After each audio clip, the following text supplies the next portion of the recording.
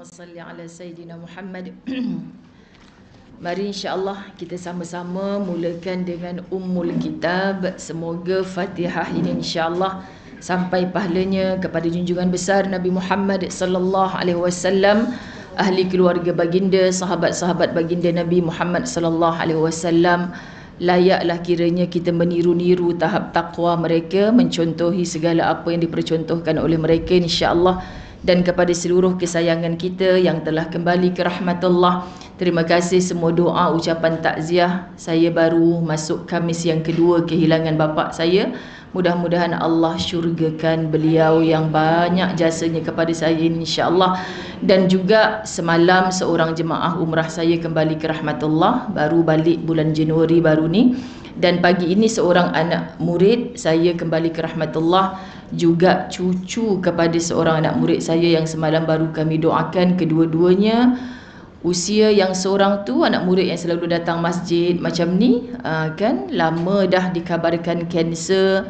Kemudian yang semalam tu usia baru 15 tahun kan. Kemudian sangat pantas menyerang tubuh dan pagi tadi kembali ke rahmatullah. Dan saya juga dikelilingi oleh ramai sahabat-sahabat yang berjuang dengan penyakit kanser tapi bertahun-tahun lamanya masih manfaat dirinya dan untuk ummah. Jadi jangan bila dengar berita macam ni, pesakit-pesakit kanser rasa macam dah tak ada peluang, sedangkan kami yang nampak sihat ni pun bila-bila saja Allah nak jemput pulang. Jadi siapa pun kita diuji dalam bentuk apa pun, terus semangat untuk hidup. Kita hadiahkan yang telah tiada dengan Ummul Kitab, yang masih hidup berkat Fatihah ini insya-Allah kita semakin semangat untuk menambah-nambah amal salihat selagi mana dikandung hayat. Belum lagi kita bergelar mayat, sebab berehat yang sebenar hanyalah apabila kita pulang ke kampung akhirat. Al-Fatihah. أعوذ بالله من الشيطان الرجيم بسم الله الرحمن الرحيم الحمد لله رب العالمين الرحمن الرحيم مالك يوم الدين إياك نعبد وإياك نستعين اهدنا الصراط المستقيم صراط الذين أنعمت عليهم غير المغضوب عليهم ولا الضالين.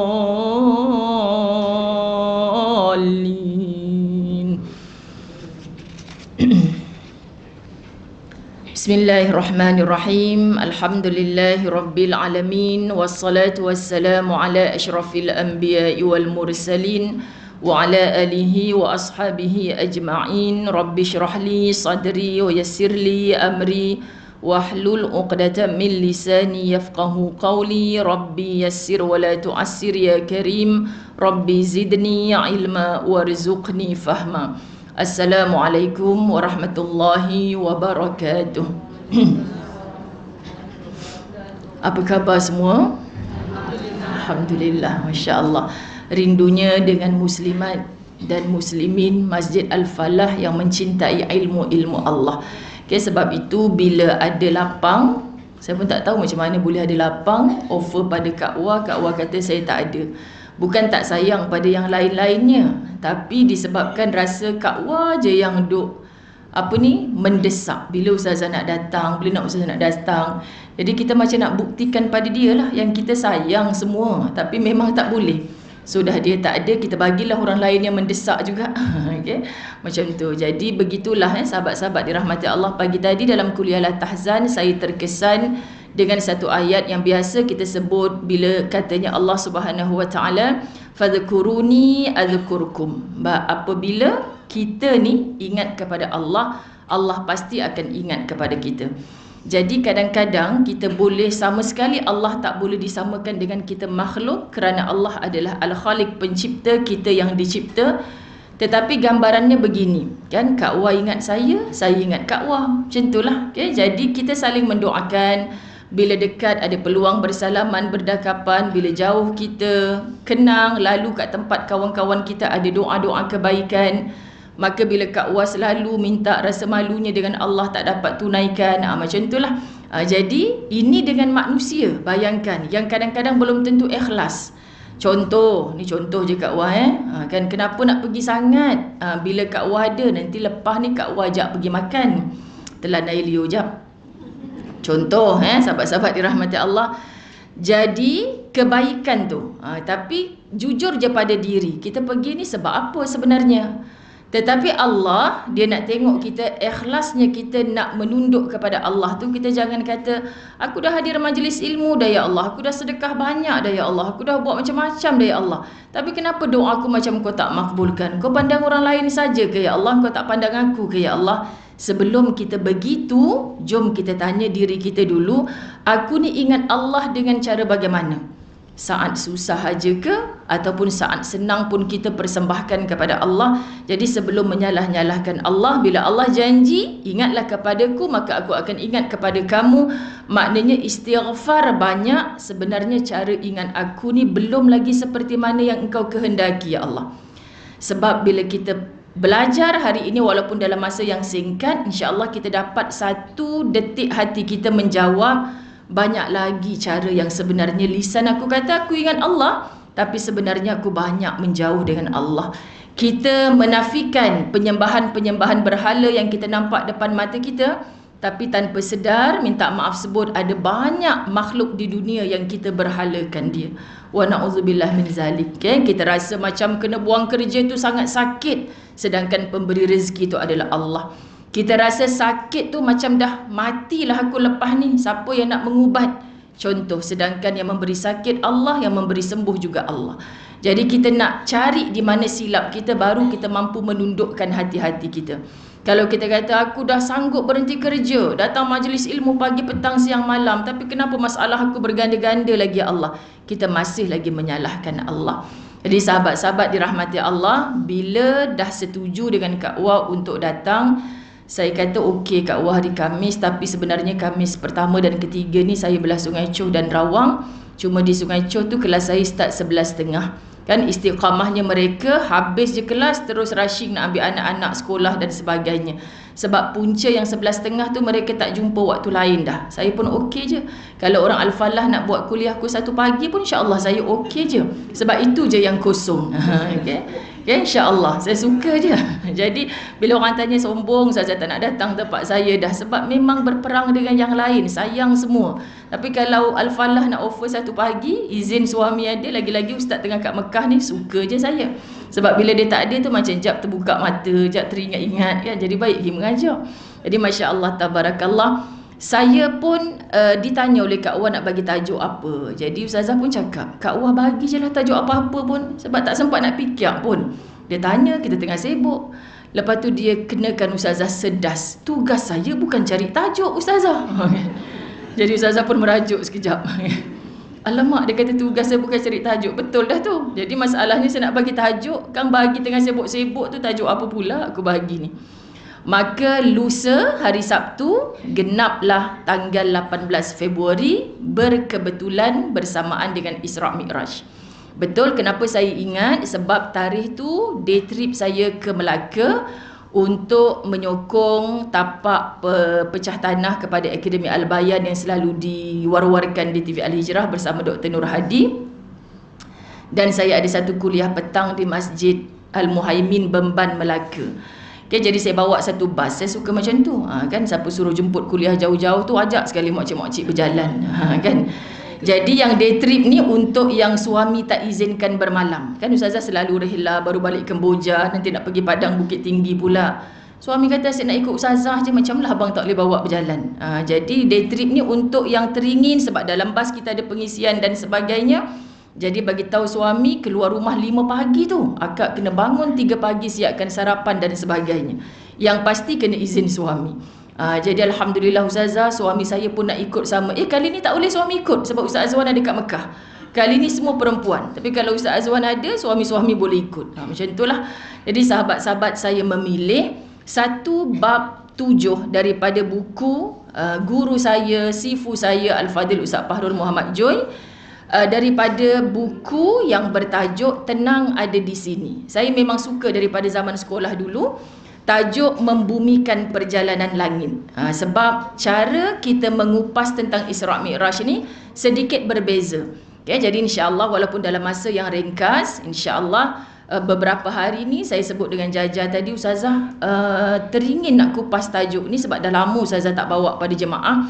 Dan kalau tak habis, tolong dengar online saya besok yang saya livekan daripada staf Risda di Jalan Ampang. Jalan Ampang rasanya besok 9.30 pagi. Jadi saya akan sambung yang tak habis hari ni besok. Jadi siapa yang dengar dalam online tu dia boleh dengar habis lah, insya-Allah.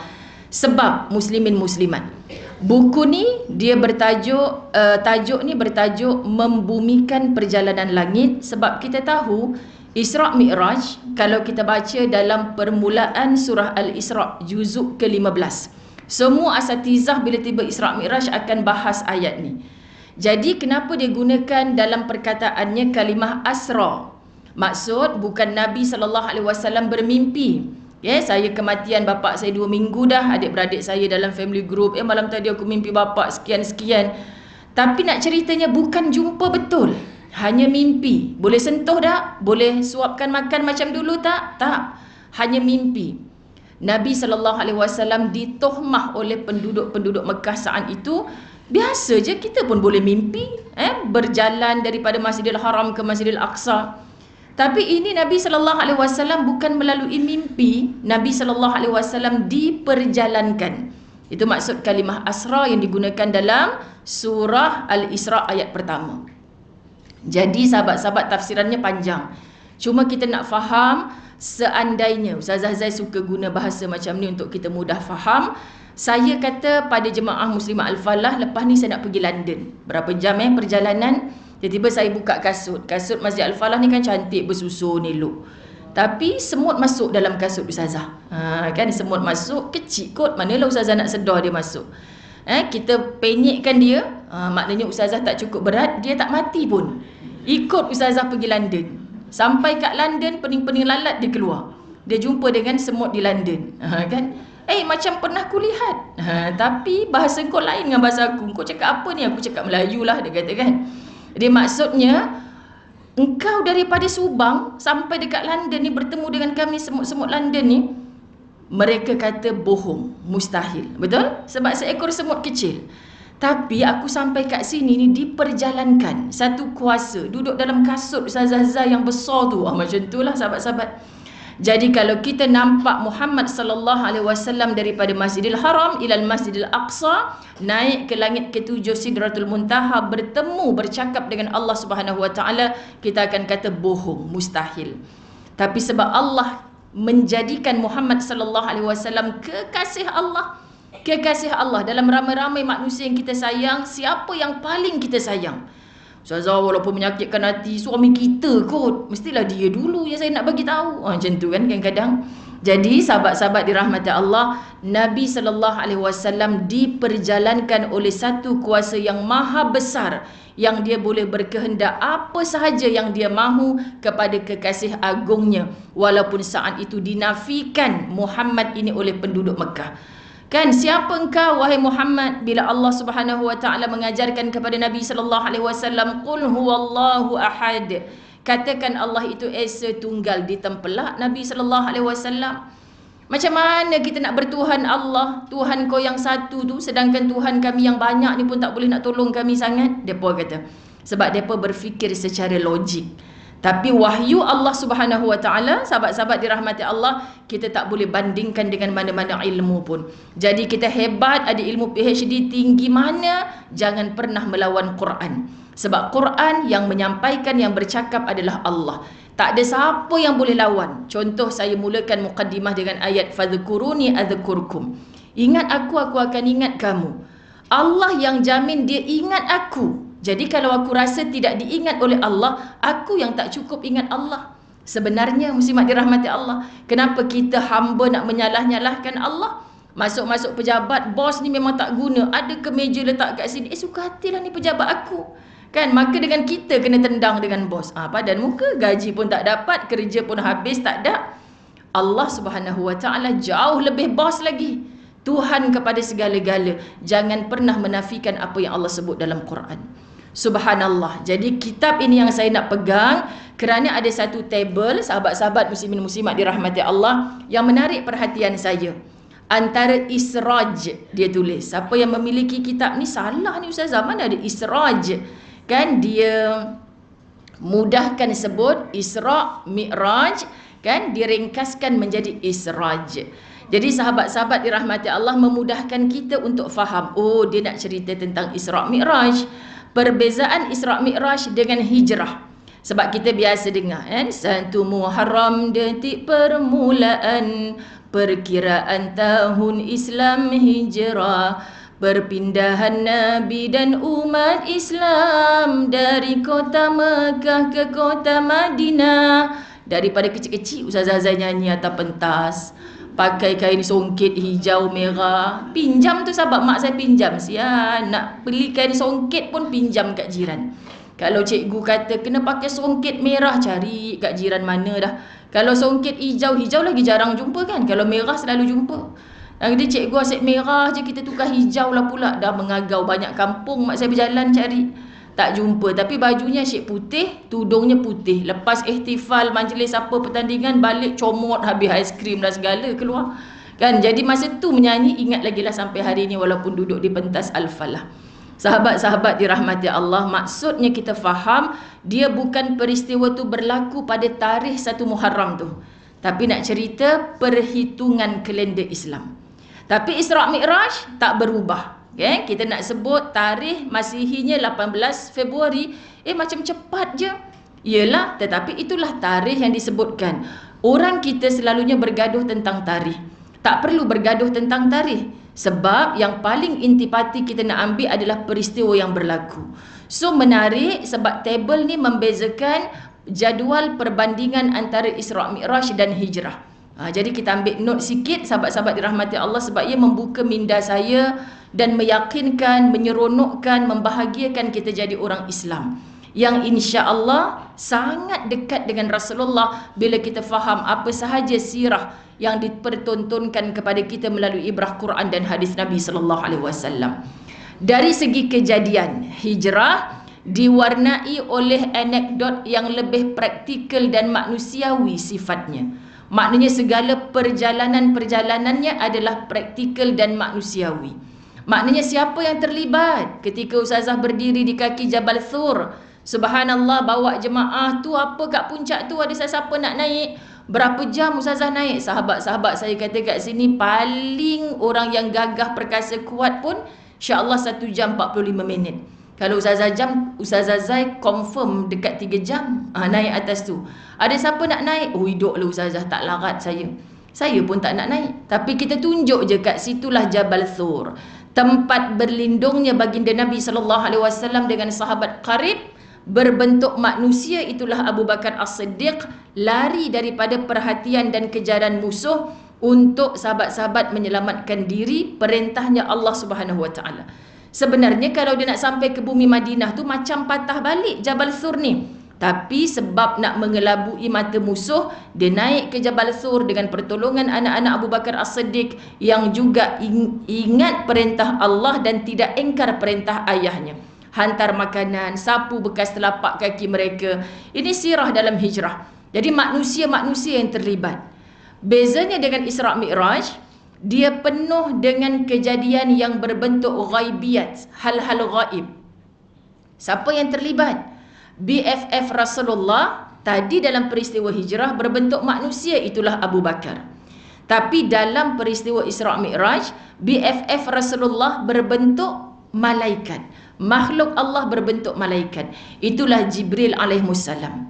Kita tak nampak dia, tapi Allah nampak dia. Muhammad sallallahu alaihi wasallam hanya boleh dihitung dengan jari nampak wajah sebenar para malaikat yang diutuskan Allah kepadanya. Sangat istimewa. Jadi kita tak boleh komplain, kenapa kita tak nampak malaikat? Ustazah, kalau kita nampak mesti kita tak solat lewat-lewat lagi dah. Pula dah. Syukur Allah tak bagi hijab kita terbuka nampak malaikat. Kalau nampak hari-hari ICU penuh sahabat-sahabat dirahmati Allah, pitam pengsan kita. Sebab bentuknya, bengisnya kan tak sama dengan kita, saiz tubuhnya. Kalau kita mata dua, malaikat macam mana Ustazah? Wallahu a'lam. Sebab tu tak boleh kita samakan sahabat. Cubalah kalau malaikat ni betul-betul wujud, datanglah sehari sebelum mati malaikat maut dah main-main dengan aku dulu. Engkau kan main lagi? Ni minta maaf sahabat-sahabat dirahmati Allah. Manusia hari ni suka minta Allah ikut cakap dia, suka fikir secara logik. Maka sebab tu bila ada sarana daripada Quran dan hadis, dia memperlekehkan.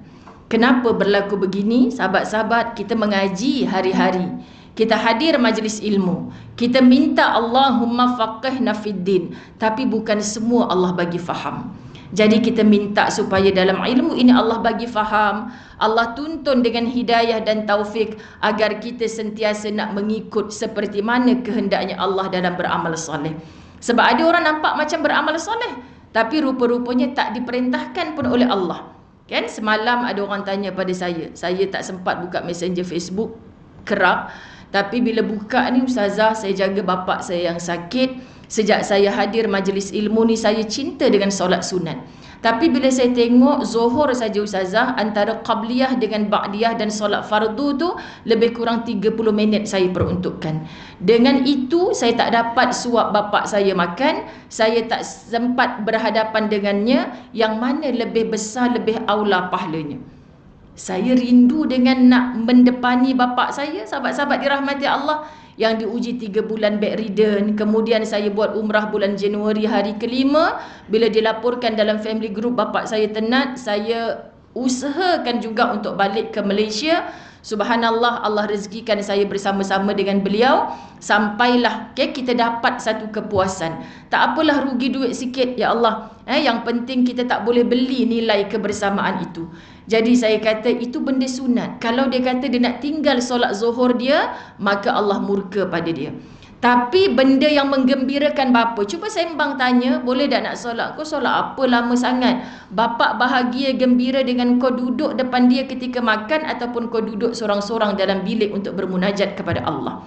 Apa sahaja yang menggembirakan ibu dan ayahmu, walaupun kamu susah buat, Allah pasti akan reda pada kamu. Tapi kalau kamu sibuk nak meraih redanya Allah, bukan dengan perkara yang wajib Allah perintahkan, hanya ibarat aksesori tambahan.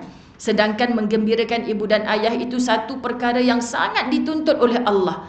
Maka sahabat-sahabat dirahmati Allah, ya, jangan tinggalkan fardu yang Allah perintahkan. Tapi niat ketika suap ayah, gurau sekejap-sekejap picit kaki ayah, mak yang tak sihat, ya Allah pandanglah ini sebagai ibadah, permudahkan urusan aku ya Allah. Anak-anak menonton, bapa mak sayang dekat atuk, dekat nenek ni, nanti lepas 20 tahun 30 tahun aku kena ambil peranan ya Allah. Ini semua sebagai tarbiyah secara tak langsung.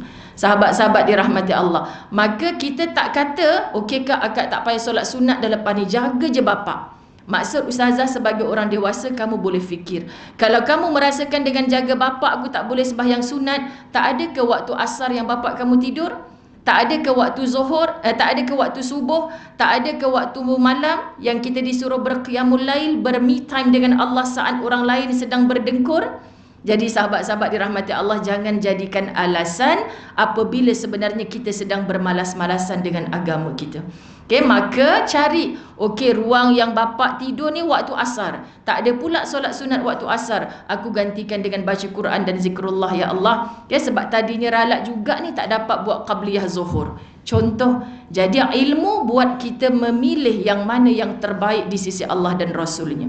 Kedua, elemen peristiwa hijrah lebih bersifat logik dan rasional. Cerita apa jadi kaki Jabal Sur? Orang boleh terima, orang boleh faham, sebab perkara logik dan rasional. Tapi peristiwa Isra' Mi'raj bukan senang kita nak bawa minda orang untuk yeskan aja seluruh kronologi cerita yang berlaku dalam Isra' Mi'raj, kerana dia bersifat luar biasa. Luar biasa sahabat-sahabat dirahmati Allah. Bila kita baca ni satu persatu, betul lah luar biasa.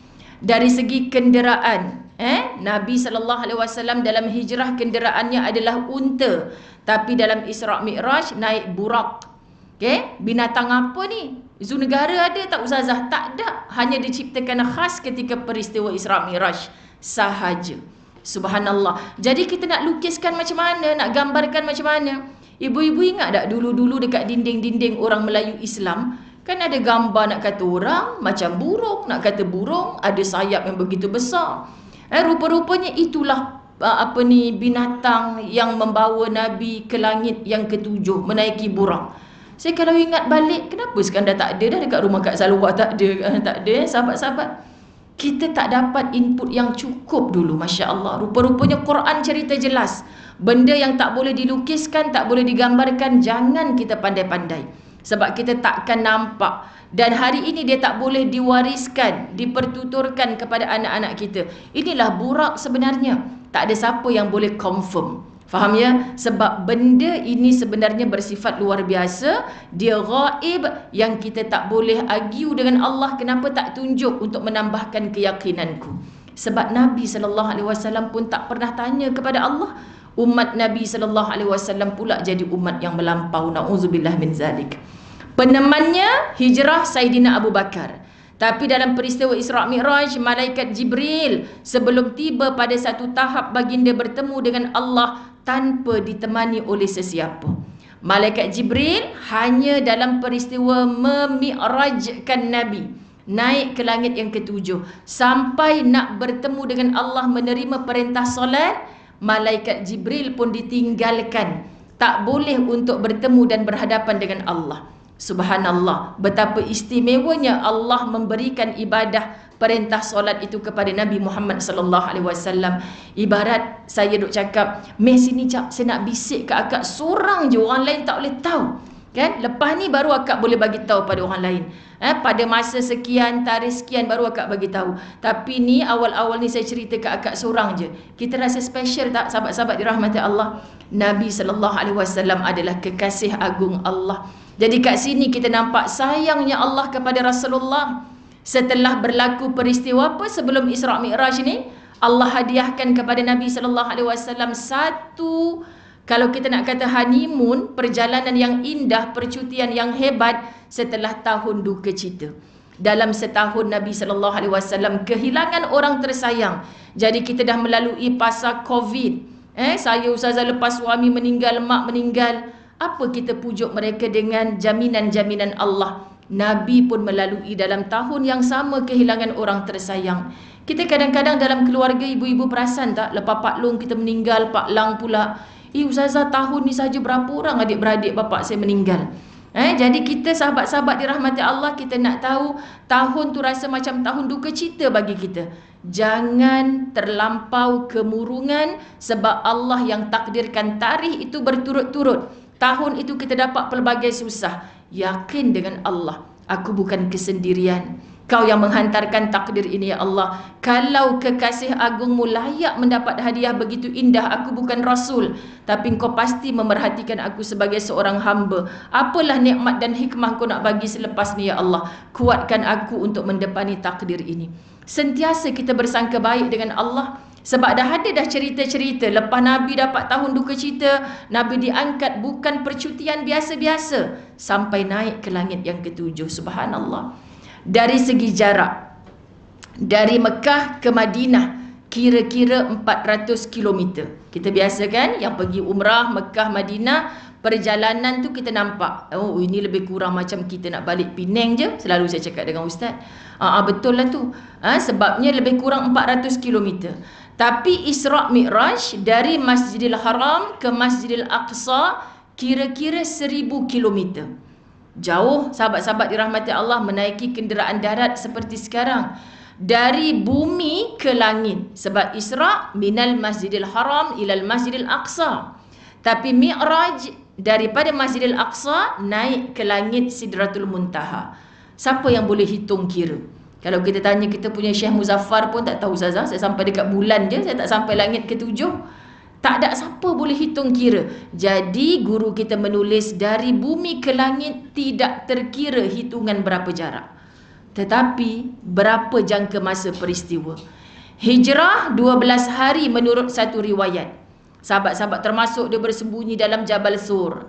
Tetapi peristiwa Isra' Mi'raj yang kita selama ni sebut tak sampai 24 jam. Rupanya bukan cerita 24 jam. Sebab tak terlibat dengan siang, hanya terlibat dengan malam. Semalaman hanya sekitar 6 hingga 8 jam sahaja. Masya Allah. Boleh daripada Masjidil Haram ilal Masjidil Aqsa naik ke Sidratul Muntaha. Memang orang yang tak beriman akan kata gila.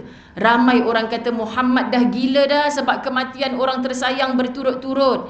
Tak ada siapa boleh percaya dengan Muhammad. Hatta berapa ramai yang keluar daripada Islam murtad ketika dikabarkan Nabi dalam satu malam boleh sampai naik ke langit yang ketujuh. Sebab tu hari ni jangan pelik sahabat-sahabat dirahmati Allah. Kalau kita kata ustazah kita dah bagi tahu, kita dah cakap, dia tak nak dengar. Padahal Quran dah jelas 30 juzuk, 114 surah, tak ada siapa pun yang boleh lawan. Subhanallah, semalam saya dipanggil untuk berkongsi satu slot 114 Quran di TV Al-Hijrah, menggantikan My Quran Time kan sahabat-sahabat. Jadi saya suka dengan pembaharuan itu sebab bila saya diberi tugasan itu, oh Masya Allah, rupanya saya diamanahkan semalam suratul Hashr dengan muqaddimah kepada suratul Mumtahanah. Jadi paling kurang bila kita follow rancangan seperti itu, kita dapat gambaran suratul Hashr cerita pasal apa, Mumtahanah cerita pasal apa. Kenapa ada yang memanggil dia sebagai Al-Mumtahanah, ada yang panggil dia sebagai Al-Mumtahinah. Oh, semua tu diceritakan dalam Quran. Jadi dalam pada kita diberi tugasan dan kita study untuk persiapan tu, banyaknya lagi ilmu Allah yang kita tak telusuri. Bukan merasa diri ni makin berilmu, sebab tu lagi belajar lagi terasa diri ni jahil. Banyak kan belajar ibu-ibu dirahmati Allah. Tapi bila kita rasa lagi aku belajar, lagi aku confuse tak habis, lagi aku keliru, ustaz ni cakap ni, ustazah ni cakap ni, bab solat duduk saja, betul tak keliru? Ustaz mengajar dah dekat sini ni, pentas yang indah ni ustaz mengajar kuliah fiqh dia, tapi dia nak dengar yang kat YouTube juga. YouTube tu tak sampai pun 15 minit dia cerita ustaz, oh ustazah ni Dr. Zulkifli Al-Bakri pula kan dekat laman Mufti Wilayah Persekutuan. Dah dicakap lain pula, peninglah saya. Apa benda kat forward banyak-banyak. Sekarang ni acik dah takut nak sembahyang ustazah. Macam mana acik nak sembahyang? La ilaha illallah Muhammadur Rasulullah. Sebab tu kena mengaji ibu-ibu dirahmati Allah. Saya sedih. Buat umrah pun macam tu juga. Ni 2-3 hari ni saya marah tak habis lagi pasal satu soalan yang kenapa kalau kita head, kita lintas kat miqat, kita kena berniat. Buat apa berniat sedangkan sampai sana kita tak boleh tawaf, tak boleh sa'i pun. Kan bila kita bersih nanti kita pergilah Ja'ranah ke Hudaibiyah. Ini bukan urusan kita. Kita dah niat nak buat umrah, dah kumpul duit sungguh-sungguh. Kamu sampai ke miqat wajib berniat. Tak berniat kamu kena bayar dam. Sahabat-sahabat, kenapa berniat ustazah sedangkan saya head? Ustazah nak jawab apa lagi? Perintah Allah, manasik yang diajarkan oleh Nabi SAW. Tapi ada pula niat bersyarat. Wanita yang tidak haid sekarang ni, seandainya aku uzur maka halallah aku. Ini bahasa mudahnya. Sebenarnya panjang lagi kalau dalam bahasa fiqh. Nak fahamnya sampai dekat hotel, nak tawaf tak boleh uzur. Tak apalah. Kan sahabat-sahabat dirahmati Allah, sebab tadi niat bersyarat, tak perlu sembelih seekor kambing, tak ada dam pun sebab dah niat bersyarat. Fiqh mengajar penuh elok dah. Tapi ustazah saya bukan dijangka haid, saya memang haid sekarang ni. Kena niat juga ke? Tetap kena berniat. Sebab ni perintah Allah. So apa gunanya saya berniat? Supaya nanti bila akak bersih lagi 2-3 hari, tak perlu ke miqat dah. Akak boleh terus tawaf, sa'i, tahlul. Penatlah saya nak menjaga dalam pantang larang, dalam ihram pula. Apa yang penatnya? Bukankah akak keluar bilik memang pakai macam ni? Kan habis tu saya nak cabut-cabut uban, tak payah cabut dulu 3-4 hari. Kan? Nak potong-potong kuku, alah. Kalau dalam ihram tu kuku baru panjang sikit, rimaslah. Tapi dekat Malaysia kuku panjang siap berwarna tak rasa rimas pun. Sekian dimaklumkan. Kan sahabat-sahabat dirahmati Allah, pelik-pelik manusia ni. Sedangkan kalau kamu mati tak sempat tawaf sa'i, tapi kamu dalam ihram sebab berniat tadi, subhanallah. Matimu dalam mulia. Matimu seperti orang syahid, tak ditutup wajahmu dengan penuh kemuliaan, subhanallah. Dan yang lebih teruk lagi sekarang, orang lelaki tak boleh masuk dataran Kaabah sebab tidak memakai pakaian ihram. Maka ramai nak masuk dataran Kaabah hanya dengan memakai pakaian ihram, dalam ada seluar dalam. Minta maaf sahabat-sahabat, rasa macam nak cakap je kat polis tu, sekarang jangan tengok kain ihram, dia tengok seluar dalam sekali. Sebab apa muslimat? Kalau kamu mati dalam keadaan menipu gitu, orang yang urus jenazah kata umrah, orang kata umrah lah sebab pakai pakaian ihram. Diuruskan jenazahmu seperti orang yang dalam ihram, sedangkan kamu tidak ihram pun ketika itu. Kamu nak jawab apa dengan Allah? Ihram ni suasana yang sangat mulia, tapi kita rasa berat. Dulu-dulu mereka naik unta, berjalan kaki, susah, tapi mereka menghargai suasana ihram. Orang yang dalam ihram jangan cakap hal ayam itik kat kampung. Cakap ni, aku kalau mati ya Allah husnul khatimah, aku kalau mati doa aku diangkat, dimustajabkan aku dalam ihram. Berbangga dalam ihram. Tapi orang sekarang susahlah dalam ihram, ai nak pakai makeup yang ada wangi-wangian pun payah. Itu alasan dia. Kamu tak malu ke dengan Allah? Okay, sahabat-sahabat saya memang marah bab-bab macam ni. Sebab apa? Sebab kalau di Mekah, Madinah, jumpa ustazah, ustazah takkanlah coklat pun tak boleh. Bolehkan ustazah tawaf? Apa kat yang coklat ni? Kan? Lambat sangatlah ustazah. Kita besok dah nak balik Malaysia, dah bolehlah saya nak tawaf. Ini hukum Allah. Bukan boleh minta kat ustazah. Boleh dah ustazah, coklat sikit bolehlah masuk. Orang lelaki duduk diam-diam, coklat apalah pula kan. Kemudian sahabat-sahabat dirahmati Allah, kalau kat Malaysia ni, kak tak sembahyang lagi. Kadang-kadang ustazah kan maksimum 15 hari. Nak tunggu juga 15 hari. Padahal dah putih bersih dah ketika hari yang ke-8. Faham ya sahabat? Kita sebenarnya tak jujur dengan Allah. Jadi macam mana nak dapat tempat mulia di sisi Allah? Sebab kita tak jujur dengan Allah. Kita rasa Allah tu hanya ada di Mekah, Madinah. Saya cukup marah situasi begini. Sebab kita belajar pagi, petang, siang, malam. Hanya pergi umrah nak mencantikkan. Pakaian jenis apa sekarang? Macam-macam yang orang pertontonkan. Ustazah Zai pakai telekung, itulah dulu kini selamanya. Elok je dapat pimpin umrah, sahabat-sahabat dirahmati Allah. Dari segi jangka masa peristiwa, ada selesai. Ancaman. Rasulullah diancam bunuh oleh musuh, tetapi baginda menyelamatkan diri menggunakan kebijaksanaan dan strategi dalam peristiwa hijrah. Apa antara strategi? Saya nak bagi faham jemaah yang di bawah Jabal Thur ni, selalu saya sebut, ibu-ibu, ayah-ayah, para duyufur rahman, bayangkan saya nak balik Kedah, saya kena lalu Perak. Tapi perintahnya Allah suruh saya lalu ikut Negeri Sembilan, Melaka. Nanti baru patah balik ke Kedah. Kita pun kata tak logik lah, buang masa. Tapi kenapa laluannya, perjalanannya begitu? Strategi. Siapa yang mengajarkan? Allah Subhanahu Wa Taala. Subhanallah. Jadi musuh kelang kelibut, walaupun upahnya begitu dahsyat. Siapa dapat cari Muhammad dan Abu Bakar saat ini, dihadiahi 100 ekor unta yang sedang bunting. Kaya raya on the dot, OKB, orang kaya baru kalau dapat. Tapi Masya Allah, musuh yang asalnya musuh, akhirnya jatuh cinta dengan akhlak Nabi Muhammad SAW. Ini yang kita nak belajar daripada kekasih Allah. Dalam Isra' Mi'raj, sekalipun Rasulullah tidak diancam apa-apa. Satu perjalanan, ibarat kita nak pergi holiday kan, tenang-tenang, santai-santai, bahagia. Tak diancam oleh apa-apa. Tetapi Allah mengatur perjalanan baginda tanpa campur tangan baginda sendiri. Dia pun tak tahu yang dia akan diangkat ke langit yang ke-7. Faham ya muslimat? Sebab tu saat kita berduka cita, tak ada tempat lain berhak kita mengadu kecuali Allah. Hanya Engkau yang tahu ya Allah, betapa simpanan aku dah habis, suami dah tak sayang lagi, anak-anak dah tak balik jenguk aku, mak mertua dilebih-lebihkan aku, langsung tak dipandang. Kan begitu kan kadang kita cakap dengan Allah. Ustazah Zain sama je macam ada dalam hati aku ni. Contoh kan sahabat-sahabat. Jadi maknanya hanya Allah yang tahu. Tak payah tulis kat Facebook kan, Allah tahu. Jadi sahabat, Allah yang mendatangkan kebaikan-kebaikan. Ya Allah ustazah, jiran sebelah ni tiba-tiba cuti pula. Macam tahu-tahu hari ni saya nak pergi klinik. Kak berdiri lama depan tu, Grab tak sampai-sampai, anak tak balik, jadual pergi hospital. Saya pun nak pergi hospital ni, biar saya bawa akak sekali lah. Saya tunggu sampai ambil ubat apa semua. Ini ibu-ibu cerita kat saya live, sahabat-sahabat dirahmati Allah. Ustazah betul lah ustazah, Allah yang hantar, Allah yang datangkan, Allah yang baik, Allah yang bagi tahu. Saya kata sahabat-sahabat dirahmati Allah, jangan pernah tinggalkan Allah. Walaupun kita ditinggalkan oleh ramai orang dalam hidup kita, Allah ni luar biasa, tak ada tandingannya.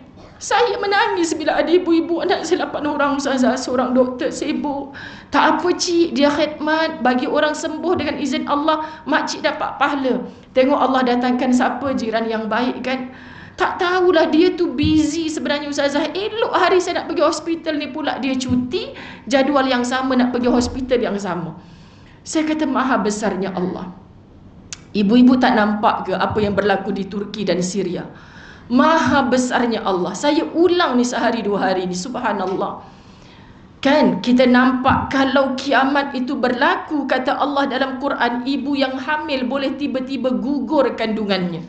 Punya dahsyat gegaran kiamat. Ni Quran cerita. Unta yang hamil pun boleh gugur kandungannya. Apa kata sains? Rahim unta ni sangat kuat berbanding rahim makhluk yang lain. Jadi kalau kiamat gegaran berlaku, unta yang hamil boleh gugur tiba-tiba kandungan. Subhanallah, gempa di Turki, ada ibu yang sedang sarat mengandung, dalam runtuhan baby tu lahir sahabat. Masih bertali pusat, maknya mati, keluarganya semua mati. Allahu Akbar, kuasa apa engkau nak tunjuk? Zalim ke Allah yang kita nak nampak? Kenapa engkau hidupkan bayi ni ya Allah, dia tak boleh menyusu air susu ibunya, dia tak dapat kasih ayah adik-beradiknya, kenapa engkau hidupkan? Kau zalim ya Allah.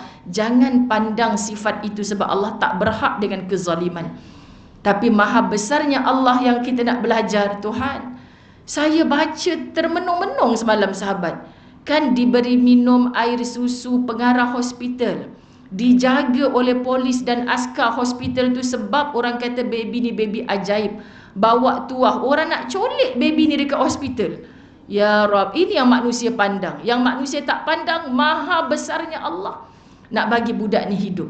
Betul kan? Sebab nak bagi kita ni daripada beribu, beratus ribu, berpuluh ribu kematian Turki dan Syria, hidup tak hati engkau wahai warga Malaysia? Kita kalau hanya pandanglah, bukan saudara aku yang mati tu, sahabat-sahabat hati kita masih mati. Tapi kalau mereka itu bersyahadah duduk di bawah rimbunan, timbunan runtuhan tersebut, apa yang Ustazah Zai fikir? Dalam ramai-ramai yang belum jumpa tu, ya Allah, mungkin duitnya berjuta di bank. Siang malam dia bekerja kumpul harta sebelum ni, tapi hari ni duit berjuta dalam bank, tak boleh keluarkan dia daripada timbunan tanah tu. Tak boleh keluarkan. Anak-anaknya yang berjaya, tahta kekayaannya, boleh tak keluarkan dia daripada timbunan. Yang dia ada ketika itu, aku dapatlah musibah, habuk penuh kat muka. Dah berapa hari, kata pakar, mungkin dia dah takkan hidup lagi dah. Tapi masih ada kanak-kanak yang dikeluarkan dalam keadaan bernyawa. Kuasa siapa? Kuasa Allah. Dan bila mereka dah confirm tak boleh diselamatkan sampai putus nyawa, yang Islam walaupun sebelum ni tak solat, tak puasa, ibu ayah rasa macam mana? Mesti saat itu dia tak sebut lain kecuali dia sebut Allah. Dia sebut Allah ketika itu. Maka lafaz Allah saat yang susah, musibah begitu sangat mahal nilainya di sisi Allah. Berbanding kita tengah senang-senang ni sebut Allah, takut sebut Allah sambil kutil-kutil kuku kita yang panjang ni. Faham tak maksud saya, sahabat-sahabat dirahmati Allah? Sebab tu dengan musibah ini kita makin dekat dengan Allah. Kita takut dengan nikmat yang semakin luas kita dapat, kita makin jauh dengan Allah. Jadi ambillah ibrah daripada apa saja sirah yang sampai kepada pengetahuan kita, ilmu kita. Pengkhususan untuk diteladani dan dipraktikkan oleh seluruh umatnya. Ini hijrah. Bila kita belajar bab hijrah, sahabat-sahabat dirahmati Allah, orang duk kata, saya hijrah dah ustazah, dulu saya tak pakai tudung, sekarang pakai tudung. Alhamdulillah. Tapi sahabat, kena mujahadah lah. Dalam mujahadah tu baru dapat istiqamah. Oh macam ni rupanya pakai tudung tutup aurat yang sebenar. Bukan tutup aurat beberapa bulan, tengok-tengok job tak dapat, buka baliklah. Allah menilai hati walaupun saya tak pakai tudung. Sebab susah nak dapat kerja, buka balik. Sahabat-sahabat dirahmati Allah, hanya diancam oleh beberapa makhluk, buka balik. Kenapa labuh sangat? Tak comel, awak muda lagi, kenapa pakai tudung macam makcik-makcik? Dah rasa tercabar. Allah ya Karim, pelik. Kalau pergi dekat umrah tu ikut ustazah, cantik-cantik bajunya, labuh-labuh, yang Allah tak suruh tutup pun ditutup. Belakang macam tenggiri bagai dah, panjang sungguh, depan pula pendeknya. Ini package mana yang jual? Pelik sungguh sahabat-sahabat. Balik Malaysia lagi pelik kan, pakai tudung tapi aksesorinya masih nak ditunjukkan. Tapi kata hijrah. Apa hijrah tu sebenarnya? Melawan hawa nafsu kita untuk mendekat dengan apa yang Allah suka. Kalau kita kata menutup aurat, tapi orang lelaki masih boleh membaca bentuk-bentuk bahagian tubuh kita, itu bukan menutup aurat. Sahabat dirahmati Allah, tolonglah sampaikan kepada semua kesayangan kita. Wallahi kesiannya ustazah kepada muslimah yang konon hijrah tapi belum sempurna menutup aurat cara patuh syariah. Kan? Kesian sangat. Sebab apa? Sebab yang tak tutup langsung dah memang seksi tu Allah. Allah tak campak nur iman pada dia, kesian. Doakan bagi hidayah pada dia Allah. Tapi yang konon mendakwa dah hijrah, I nak jadi wanita solehah, tapi pakaian bukan cerita wanita solehah lagi sahabat. Kan sebab apa? Sebab masih nafsu. Yang tadi tahu sampai ke miqat kena berniat, tapi kerana nafsu aku kena bercantik-cantik juga. Saya kalau duduk sebelah orang dekat Madinah, Mekah, Masjidil Haram, Masjid Nabawi, masih pakai maskara bulu mata palsu, saya rasa aku nak ganti dengan bulu mata unta je, geram sahabat-sahabat dirahmati Allah. Sebab apa? Sebab tak faham ke ibadah tu sebenarnya macam mana. Masih merah bibir, macam mana tak faham. Sebab tu malam tadi jemaah saya sekarang berada di sana masuk raudah, ada 2 orang tak dapat nusuk. Tak apa, saya kata. Kan bukan hina di sisi Allah. Besok lusa kita try lagi. Ada macam-macam cara kalau Allah nak pilih. Hatta yang dah dapat apps, kalau Allah tak pilih, ditendang macam tu saja sahabat dirahmati Allah. Tapi itu bukan menyebabkan umrah kita makbulah atau tidak. Sebab apa sahabat-sahabat dirahmati Allah? Kalau kamu duduk dekat dengan jasad Rasulullah tapi tidak meniru akhlaknya Rasulullah yang sabar, yang tenang, yang mendahulukan orang lain banyak daripada kepentingan sendiri, macam mana kamu nak dapat syafaat Rasulullah? Sedangkan kamu dekat dengan Rasulullah sekarang ni. Jadi bukan masuk ke raudah itu sebagai nilai utamanya yang untuk dibangga-banggakan. Sampai dekat Kaabah muslimat sekarang ni jadi viral pelik. Dapat sentuh Kaabah, dapat cium Kaabah, satu kemuliaan rasa. Ustazah, kenapa artis-artis pergi dapat cium Kaabah, meratap, merintih kat situ? Acik ni tak mulia ke sebab tak dapat sentuh Kaabah? Lah pula dah sahabat. Acik boleh juga kalau acik nak viralkan. Masalahnya acik tak viralkan. Tak ada hadis pun yang mengatakan suruh sentuh Kaabah, suruh meratap-ratap di Kaabah. Dia bukan Tuhan kita. Saya ulang banyak benda ni sahabat, sebab saya risau akhir zaman orang bertuhankan Kaabah ke orang bertuhankan Allah. Tolong dengan sangat. Yang Nabi suruh cium Hajarul Aswad. Mudarat, bahaya sampai darah-darah kat kepala, bersesak-sesak lelaki perempuan. Kenapa itu yang kita nak cuba? Tak cakap pun kalau tak dapat cium Hajarul Aswad, ciumlah kelambu Kaabah. Tak cakap. Tapi kalau kamu dapat mendekat, dapat sentuh, itu kenangan peribadi, cukuplah. Ya Allah, selama ni aku tengok lukisan atas sejadah, syukur hari ni aku dapat dekat dengan rumahmu ya Allah. Kan? Cukup kenangan peribadi. Jangan tunjuk kat orang yang tak sampai ni bahawa dapat cium, dapat pegang, dapat meratap. Itu tanda kemuliaan Allah pilih kamu.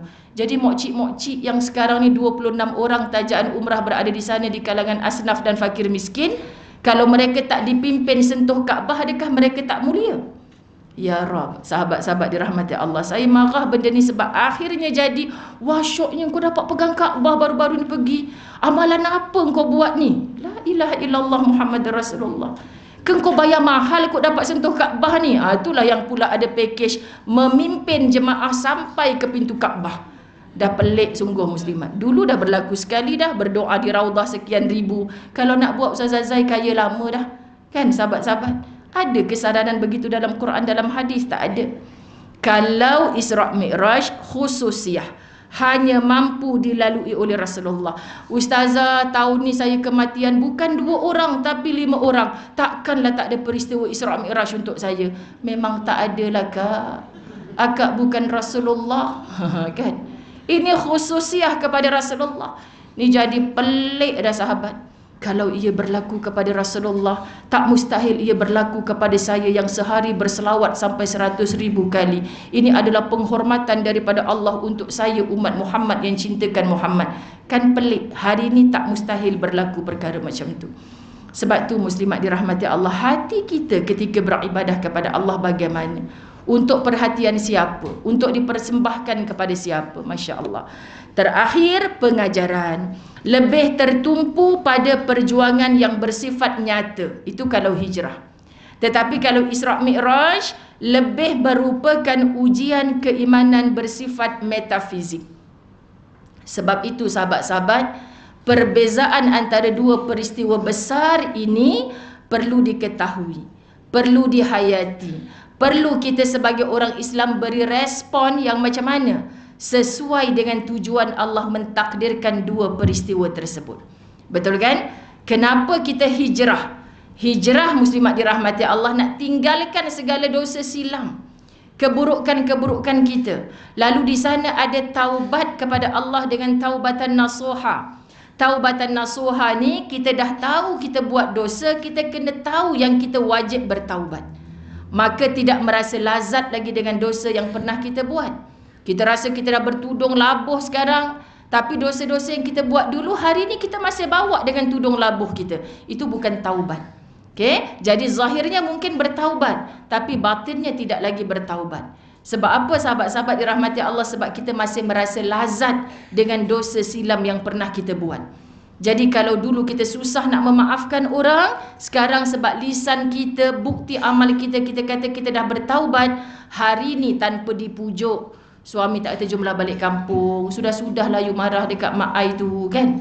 Lantak nak jadi apa tu, mak abang bukan mak saya. Tapi dia punya zikir, dia punya haji, dia punya sedekah, itu belum taubat sahabat. Macam mana lagi kita nak pujuk? Allah ya Karim. Kita nak kata hati aku ni, bukan aku tak tahu benci dekat orang tak ada syurga untuknya. Bukan aku tak tahu dengki kat orang, dendam kat orang tak ada syurga untuknya. Walaupun kita nak mempersembahkan segunung amal kita kepada Allah. Sebab Nabi dah sebut di lisan, la yadkhulul jannah, tak masuk syurga siapa? Orang yang sengaja putuskan silaturahim. Masalahnya ustazah, abang saya yang start dulu, kenapa saya pula nak tegur dia? Jawapannya sebab kita dah bertaubat. So taubat tu bukan dari tak pakai tudung kepada pakai tudung saja, bukan daripada tak solat kepada solat saja. Ada banyak yang kita kena ubah. Beriman dahulu, barulah hijrah. Sebab tu datang peristiwa Isra' Mi'raj ni ketika Nabi berada di kota Mekah. Masya Allah, macam mana nak mengimani benda-benda yang gaib? Allah ni wujud ke tidak sebenarnya ustazah? Astaghfirullahalazim. Ada ramai orang sahabat yang kalau Allah tak reda pada kerja aku yang berjoget-joget depan TikTok seksi-seksi ni, kenapa Allah tambah lagi? Satu malam, I baru launch semalam 3,000 unit terjual. Dengan bangganya, kalau Allah tak reda, rezeki ni takkan datang pada hari ni. Kau faham Allah tu siapa sebenarnya? Macam kau bercakap ngetih dengan kawan-kawan kau ke? Minta maaf sahabat-sahabat dirahmati Allah. Kena faham, kita hamba, Allah tu Tuhan. Jauh perbezaannya. Kita hanya disuruh tunduk patuh walau besar mana pangkatmu di atas muka bumi Allah. Beriman dahulu, barulah hijrah. Kalau kebanyakannya hijrah dulu baru beriman, ini yang banyak habis lingkup. Kan tiba-tiba boleh buka balik hanya kerana tak dapat job. Sahabat-sahabat dirahmati Allah, iman. Engkau tutup kerana siapa? Kerana fashion, kerana job, kerana kawan-kawan yang dah ramai hijrah, kan? Kerana Allah dulu. Kalau kerana Allah, siapa pun. Ustazah, saya dulu datang Masjid Al-Falah ni, ada seorang makcik tu ajar. Kan? Alhamdulillah besar pahala dia. Tapi yang pelik ni sekarang ni ustazah, saya selalu datang ambil dia depan rumah. Tak apalah kau pergilah, acik dah banyak kali dah pergi dulu. Sekarang kau je pergi. Acik tak payah pergi dah. Online ni pun acik tak payah dengar. Acik dah hafal semua dah yang ustaz-ustaz dulu cerita. Tu, orang tu mengadu kat ustazah. Macam mana ustazah, yang saya terkejut sekarang ni, baru ni dia reunion ni, semua umur 60 tahun lebih dah. Rambutnya blond balik ustazah, tak pakai tudung. Ya Allah, dulu saya tak pakai tudung, dia yang suruh saya pakai tudung ustazah. Ya muqallibal qulub, Allah yang maha membolak-balikkan hati. Kan Ustazah Zai dalam 20 tahun lebih dakwah ni muslimat. Ya Allah Tuhan, tak cukup Quran, hadis, kitab-kitab, tapi banyak dapat ilmu daripada ibu-ibu di rumah-rumah Allah ni. Bila mereka cerita, ada pula kecil orang macam tu. Kalau Ustazah nak tahu ni Facebook dia, tak payahlah tunjuk kat saya Facebook dia apa. Kan dengan saya Allah kata wala tajassus, jangan mengintip-ngintip. Saya pula satu hari tak jadi kerja. Ya Allah, jatuhnya rupanya dia ni tak payahlah muslimat dirahmati Allah. Tak payah tag nama dia kat saya. Tak payah. Apa hal pula tag nama orang ni? Nak suruh ustazah berkenalan dengan dia, add friend. Tak payah dah. Sahabat-sahabat, Maksudnya umat Islam memerlukan iman yang kuat untuk melakukan hijrah yang penuh kesusahan dan cabaran. Jadi perlu apa ibu-ibu dirahmati Allah? Iman. Jadi kalau ustazah, kenapa orang tu macam tu, dia tak takut dosa ke? Jawapannya iman. Iman. Wanita yang dalam ibadah kononnya tapi masih melanggar perintah Allah, dia tak takut ke ustazah? Iman. Wanita yang sudah hilang malunya, kerana apa dia tak payah banyak cakap? Iman. Dia kata dia beriman kepada Allah, tapi dia tak yakin. Kalau na'udzubillah min zalik, sebelum ini cerita di lidah Ustazah Zai adalah disunamikan seperti bumi Aceh, na'udzubillah, saya tak nak Ustazah, ngeri sahabat. Sekarang ni diturkikan, disiriakan seperti mereka, tak nak Ustazah, tak sanggup. Macam mana bangunan begitu gah boleh hancur begitu saja? Allah dah sebut kal farashil mabthus. Semua ni kenyataan, baru kiamat kecil. Kita tak rasa ke sahabat-sahabat dirahmati Allah? Kalau kita berhadapan dengan situasi itu, dengan siapa lagi kita nak jerit? Dengan bos kita? Dengan kawan-kawan kita? Dengan duit kita yang menggunung tinggi? Tak. Hanya ketika itu, sayukan hati kita dengan jeritan laungan Allahu Akbar. Orang azan di sana sini, akhirnya mencari Allah juga. Jadi tolong saat kita senang, diberi nikmat oleh Allah ni, balikkan kepada Allah, balikkan kepada Allah. Supaya kalau kita sedikit susah meratap dengan Allah, Allah berlari mendapatkan kita.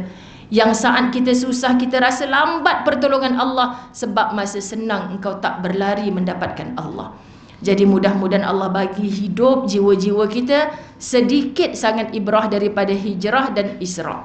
Jadi besok memang tajuknya Isra Mi'raj. Saya akan livekan di page Ustazah Muzayyanah, insya-Allah sahabat-sahabat dirahmati Allah, untuk kesinambungan. Macam itulah sebenarnya 1 jam, 1 jam setengah. Hatta seminar Isra Mi'raj 1 hari tak mungkin cukup.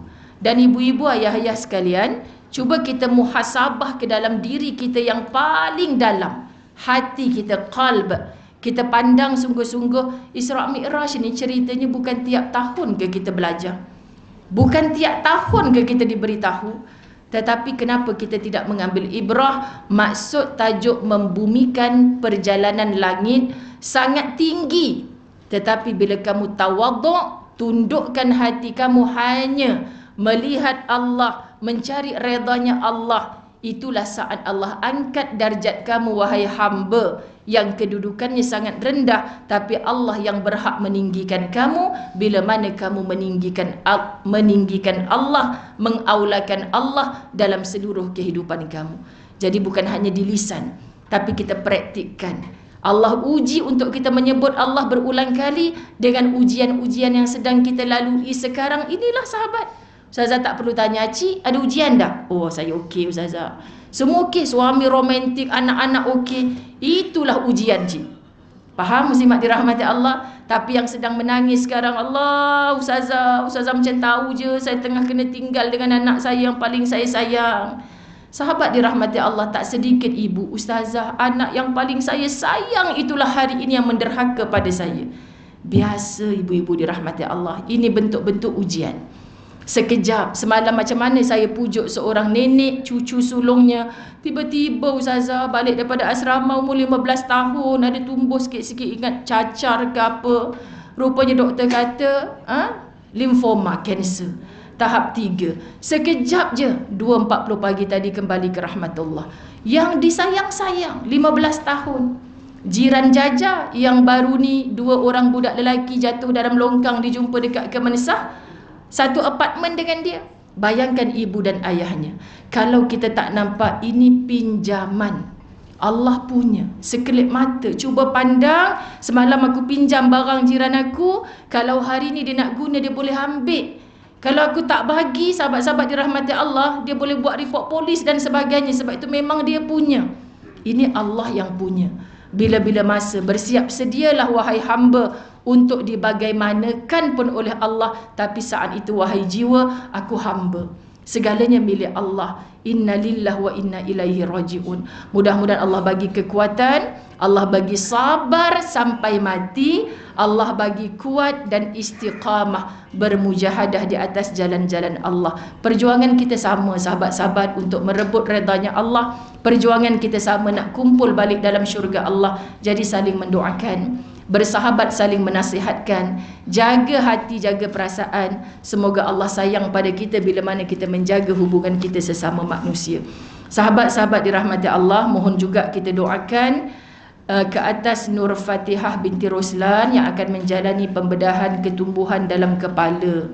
Semoga Allah berikan rawatan yang terbaik untuknya.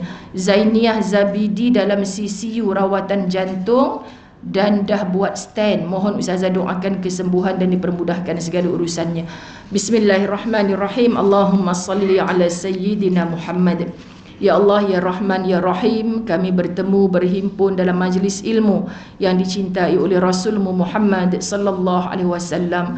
Kami pohon daripada barakah pertemuan ini, Ya Allah, Engkau bersihkan hati-hati kami, Engkau putihkan hati-hati kami yang hitam selama ini, Ya Allah.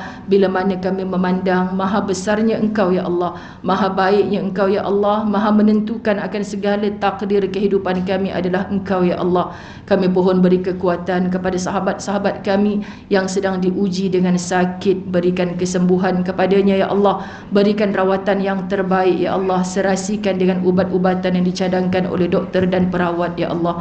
Kami pohon kepadamu, Ya Allah, andai Engkau mentakdirkan kami mati, matikan kami dalam husnul khatimah, kesudahan yang baik. Matikan kami dalam radiyatan mardiyah, Ya Allah. Matikan kami dengan qalbun salim, hati yang benar-benar sejahtera.